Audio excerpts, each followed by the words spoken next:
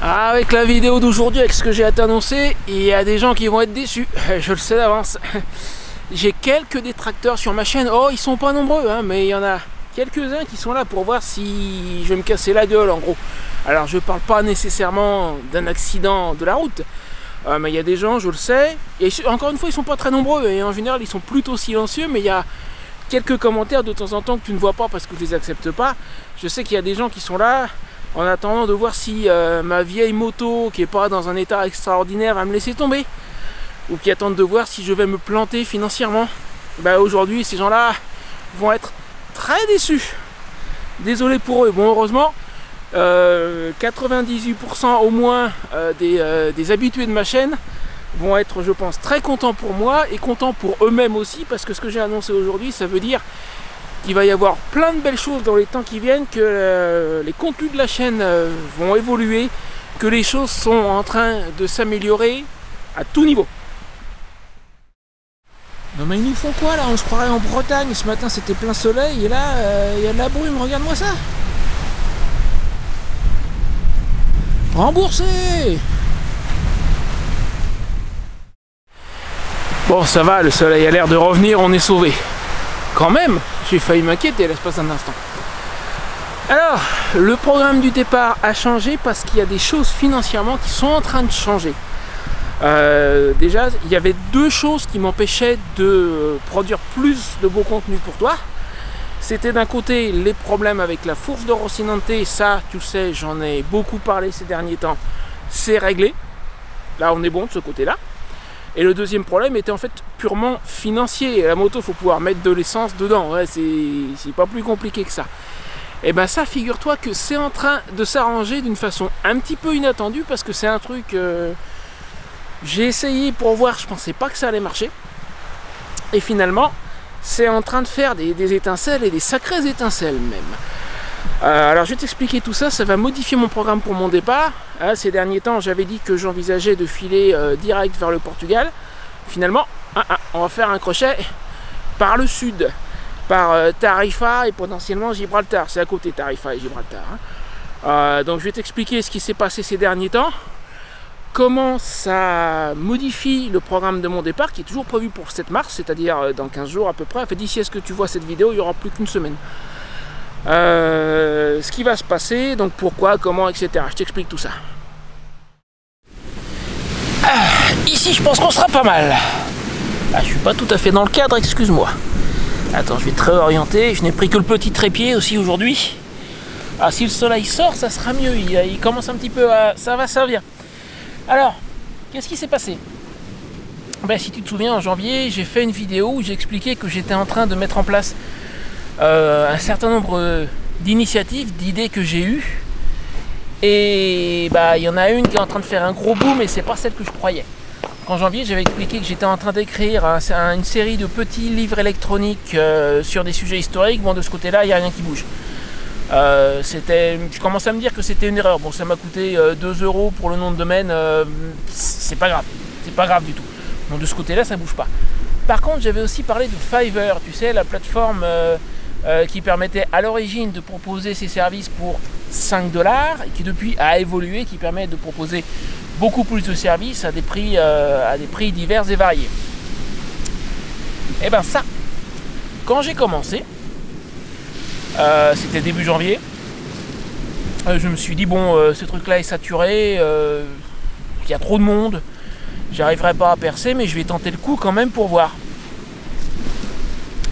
Dis donc, j'ai bien fait de tenter le coup pour voir. Pour voir, ça j'ai vu, hein. J'ai fait ma première vente en 3 semaines, déjà ça c'était pas mal. Et puis depuis, alors j'ai fait un script pour une... c'était en une commande, j'en ai fait 2 en fait, c'est des vidéos YouTube pour une école écossaise sur des sujets historiques, notamment le premier c'était les procès en sorcellerie en Écosse à la fin du XVIe siècle. Donc ça a été ma toute première commande. Ensuite j'ai fait j'ai quelqu'un, alors ça c'est potentiellement le plus intéressant. J'ai quelqu'un qui m'a contacté pour une trentaine de scripts YouTube. Alors pour le moment j'en ai fait un, je lui ai suggéré de faire un essai, il a pris juste ma prestation de base à 5 $ et il s'est passé un truc, il n'était pas obligé de faire ça, hein. Le premier, c'était pour voir combien de temps ça me prendrait pour estimer, pour pouvoir lui proposer un prix. Et j'ai proposé un prix ras des pâquerettes parce que pour le moment, je suis en train d'essayer de monter ma réputation sur Fiverr. Donc j'ai fait ce premier-là pour 5 $. Non seulement il a été super content, mais en plus, moi je lui ai dit, bon, pour les autres, le temps que ça me prend, je vous propose une prestation à 20 $ par projet, par script. Non seulement ça lui convient, mais en plus, ce premier où il avait payé juste 5 $, il m'a offert un pourboire de 15 $ pour correspondre aux 20. Il n'était pas obligé, moi je lui avais vendu des trucs pour 5 $. Donc c'est vraiment qu'il est super content. Le premier aussi, d'ailleurs, m'a fourni un pourboire. Il avait acheté son script pour 15 $. Il m'a fait un pourboire de 10 $. Et ça, c'est le genre de truc que tu veux voir quand tu démarres sur Fiverr, parce que ça veut dire que tes clients sont vraiment super contents, et c'est ces clients-là qui vont te laisser les meilleurs avis. Et c'est ce qui est en train de se passer. J'ai des avis clients qui sont au top. Tous les avis que j'ai reçus jusqu'ici, c'est 5 étoiles. Après, j'ai eu une commande pour une série de 10 articles de blog en français. Pareil, le gars est super content, il m'a laissé un avis 5 étoiles. Et au moment où il me laissait son avis, c'était il y a 2 jours, j'étais en train de discuter et j'ai tout de suite derrière reçu la commande pour un script. Alors j'ai commencé un tout petit peu à augmenter mes prix. Déjà, c'est un script d'une vidéo YouTube sur un sujet historique, sur une personnalité camerounaise des années 50 qui a œuvré pour l'indépendance du pays. Et là, ce script-là, je l'ai vendu pour 50 $. C'est 40 $ pour le script, plus 10 $ de recherche de contenu, vidéo libre de droit, etc. que le client va pouvoir utiliser dans sa vidéo. Et c'est encore un prix ras des pâquerettes en fait. Parce que vu le temps que j'y passe, je pourrais demander l'équivalent en gros de 50 $ de l'heure, et là tu multiplies par au minimum 4 ou 5, en théorie. Donc pour le moment je suis encore dans des prix assez bas parce que je suis nouveau vendeur sur Fiverr. Mais ça se passe vraiment super bien. Et donc j'ai cet accord avec ce client qui veut 30 scripts, j'attends qu'il démarre la suite. Ça m'arrangerait qu'il démarre là dans les jours qui viennent. Il sait qu'à partir du 5 mars, comme je vais partir le 7, à partir du 5, je prends plus de projet pour quelques jours. Ça m'arrangerait de faire au moins 2-3 scripts pour lui, ça compléterait mon budget. Là, avec le script à 50 $, je peux aller jusqu'à Tarifa. Les campings là-bas sont quand même assez chers, mais passer une petite semaine sur place, je vais pouvoir le faire. Est-ce que j'aurai le loisir de faire et Tarifa et Gibraltar? Là, j'hésite encore un petit peu. Gibraltar va me coûter un petit peu d'argent, parce que c'est un peu plus loin du camping où je vais me mettre que Tarifa. Et puis le télécabine pour monter en haut du rocher, je sais pas si on peut monter à pied ou combien de temps ça prendrait, il faut que j'étudie la question. Mais si je prends la cabine, je crois qu'il y en a pour quelque chose comme 17 livres, d'après ce que j'ai vu récemment dans une vidéo récente, 17 livres anglaises, livres sterling, ça fait un peu plus de 20 €. Donc si j'ai quelques autres projets qui se déclenchent d'ici à la fin du mois, sachant que sur Fiverr, il y a un décalage de 15 jours pour les paiements. C'est-à-dire tu complètes une commande, le client confirme que la commande est terminée, qu'il est satisfait. Derrière, il y a 15 jours pour recevoir le paiement de cette commande. Donc, je prévois en conséquence, si j'ai encore quelques projets, là, c'est sûr, Tarifa, j'y vais. Si j'ai encore quelques projets d'ici la fin du mois, il y aura même moyen de faire Gibraltar aussi, je pense. Donc, on va voir. Dans tous les cas, ce que je prévois de faire, c'est de partir d'ici, de passer juste une nuit. Alors, il va y avoir une expérimentation en matière de camping moto, je vais t'en reparler dans un instant. Faire une étape de juste une nuit. Entre deux, parce qu'aller directement sur Tarifa, c'est trop long, c'est trop loin. Et derrière, une semaine là-bas, et après, une fois que j'ai passé cette semaine là-bas, direction le Portugal pour trouver quand même des prix un petit peu moins chers. Alors maintenant, pour ce qui est de mon départ, et entre parenthèses, ce qui est en train de se passer maintenant, je vais en reparler dans un moment, ça va avoir des conséquences à long terme si ça se passe vraiment super bien, et je pense que la conséquence à long terme que j'ai en tête, et ceux qui me suivent depuis un moment doivent savoir, d'avoir une petite idée de ce que moi j'ai en tête, ça va être difficile, mais c'est pas impossible, j'y reviens dans un moment. Donc mon départ prévu pour le 7 mars, ce que je suis en train d'essayer de faire, et alors là c'est compliqué, je voudrais m'arrêter dans une des zones de camping, c'est une mauvaise traduction, c'est une traduction littérale, zone de camping contrôlée, régulée, ça serait mieux. En Espagne, le camping sauvage est interdit, mais ils ont prévu un peu partout des zones où tu peux camper, mais il faut demander l'autorisation. Et alors là, c'est la première fois que je suis un petit peu aux prises avec l'administration espagnole, et on a raison de dire que c'est coton quand même.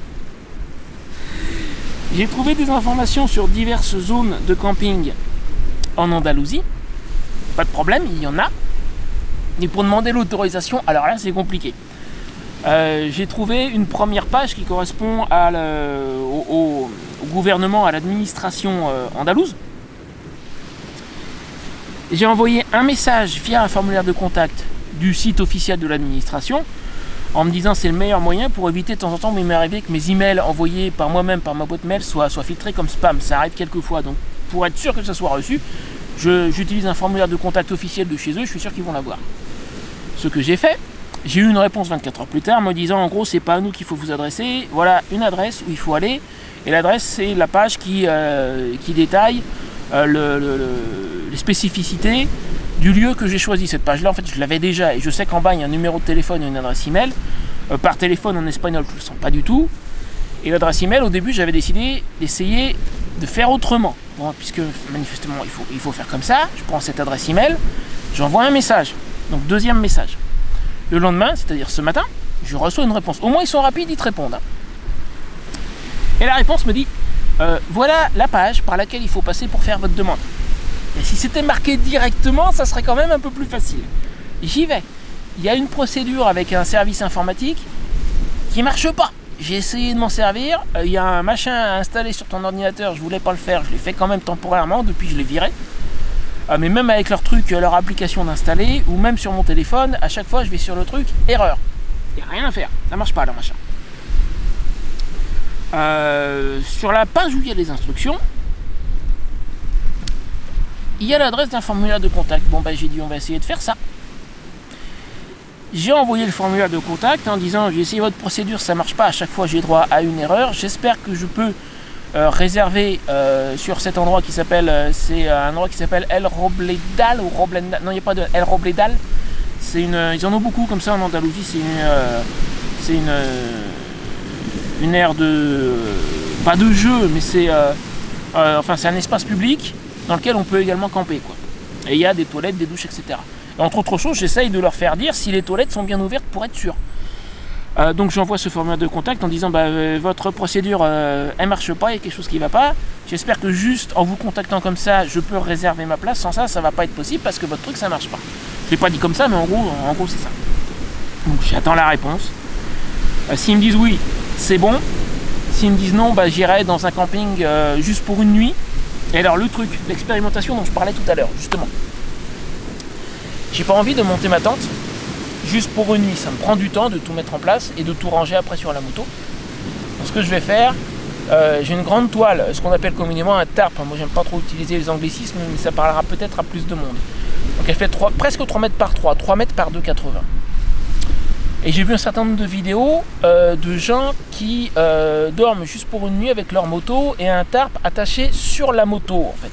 C'est en gros, tu as la moto sur sa béquille, tu vois, penchée comme ça, tu mets le tarp et il vient au sol et ça te fait un abri de fortune en quelque sorte. Il y a plusieurs configurations possibles. J'étais déjà au courant du truc parce que je l'avais vu il y a plusieurs années, un des Américains qui m'a servi d'inspiration, Adam Sandoval, qui à une époque a fait tout le tour des distributeurs Harley Davidson des États-Unis. Je crois que ça lui a pris 3 ans, un truc comme ça, avec un petit chien nommé Scooter, qui malheureusement n'est plus avec nous d'ailleurs, Scooter. Adam Sandoval, il explique dans une de ses vidéos que certaines fois il lui arrivait de dormir quasiment sur le bord de la route, quoi, avec un tarp, avec une grande toile attachée à sa moto. J'ai une petite idée sur la manière de la mettre, de manière à en avoir un bout au sol, que ce soit fermé sur certains côtés, etc. J'ai mon idée. Ça sera une expérimentation si ça marche bien. Alors ça ne sera pas entièrement fermé, hein, donc il faut que ça soit sur un jour où il n'y ait pas de pluie. Et j'espère que le jour où je vais partir, il n'y aura pas de pluie. Et si ça marche bien, ça veut dire que je peux potentiellement faire des étapes plus longues en m'arrêtant une nuit, mettre ce truc là en place. Je vais en avoir pour 10 minutes. Enfin, décharger la moto, mettre le tarp et tout, en 20 minutes je pense que c'est fait. Si cette expérimentation fonctionne, ça voudra dire que je pourrai faire des arrêts rapides.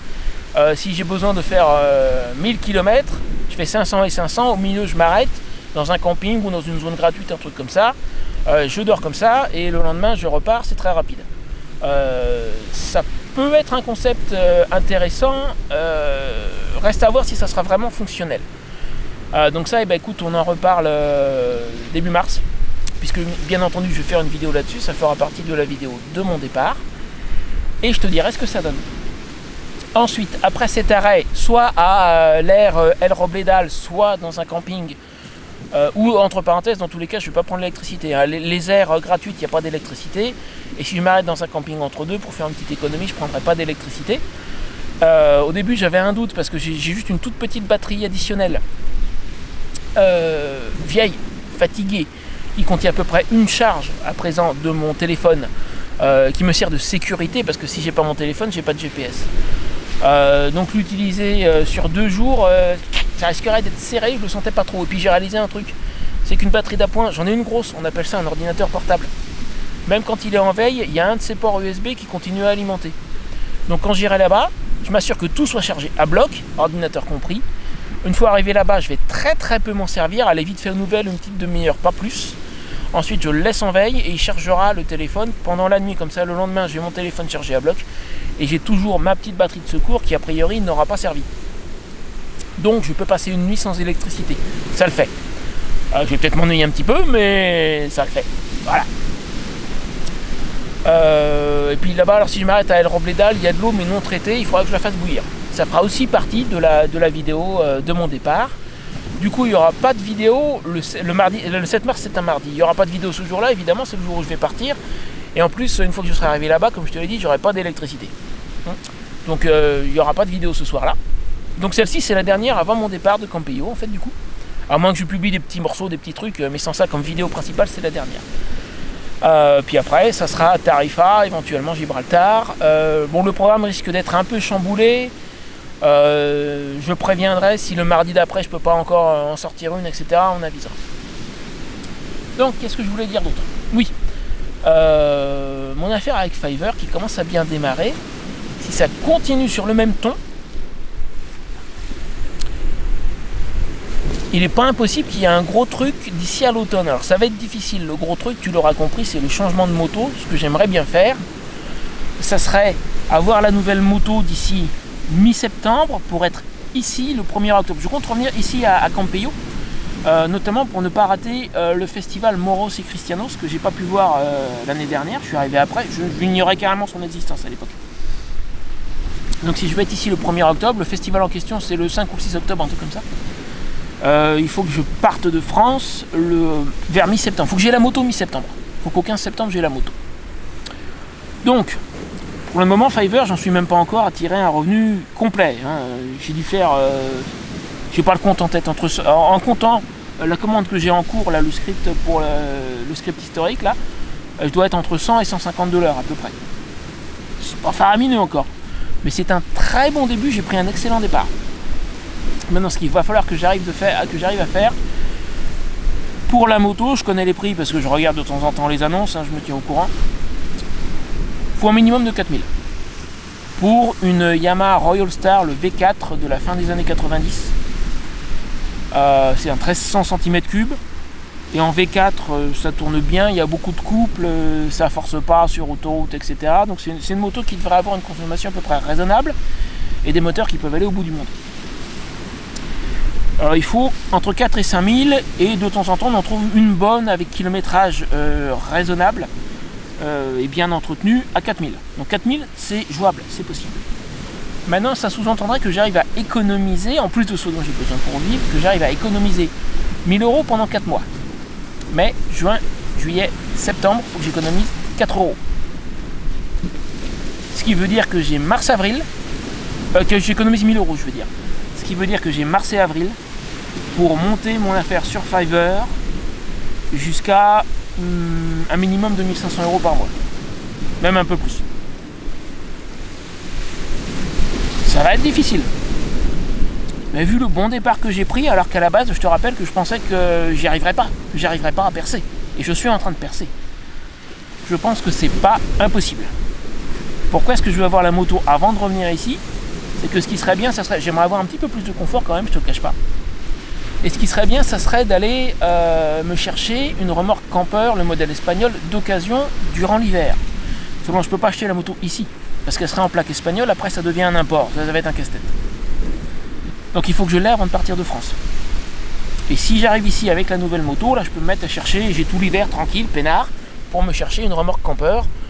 Quelque part en Espagne, comme c'est une société espagnole qui la produit, c'est encore ici que j'ai plus de chances d'en trouver une. Si j'ai pas la moto avant de revenir, ça veut dire que pour la remorque, il faudra que j'attende l'année prochaine, 2024. Est-ce que je vais arriver à économiser la somme nécessaire avant mi-septembre 2023? C'est pas dit. C'est pas sûr, hein. Mais c'est possible. C'est très possible. Et j'espère que le son fonctionne. Sans ça, je suis en train de faire tout un discours depuis tout à l'heure pour rien. Non, ça va, le son marche. Ouais, donc c'est pas dit que j'y arrive, mais c'est pas impossible. Donc je vais tout faire pour. Et je l'ai dit dans la vidéo précédente, je n'ai pas pensé à le dire pour celle-ci. Si jamais tu as besoin d'un script pour une vidéo YouTube, dans la description ci-dessous, tu as l'adresse de mon profil Fiverr. Tu choisis ce qui te plaît. Alors Fiverr c'est en anglais, mais il y a une traduction en français. J'ai pas eu le choix. Je voulais travailler en français au début sur Fiverr, et puis ils m'ont dit non, faut que les annonces soient en anglais. C'est même régime pour tout le monde. Donc mes annonces sont en anglais, mais il y a une traduction automatique. C'est pas l'idéal, mais faut faire avec. Alors attends, je regarde ce qu'il me reste à dire. La route, j'en ai parlé. J'ai à peu près tout abordé, je pense. Je pense que je n'ai rien oublié. Il me semble que je voulais dire un dernier truc, mais ça m'échappe. Bon, faut que je retourne au camping. Normalement, ils sont en train d'installer un chalet. Je suis curieux de voir ça. Je suis sûr que j'oublie quelque chose. Sûr, j'oublie quelque chose.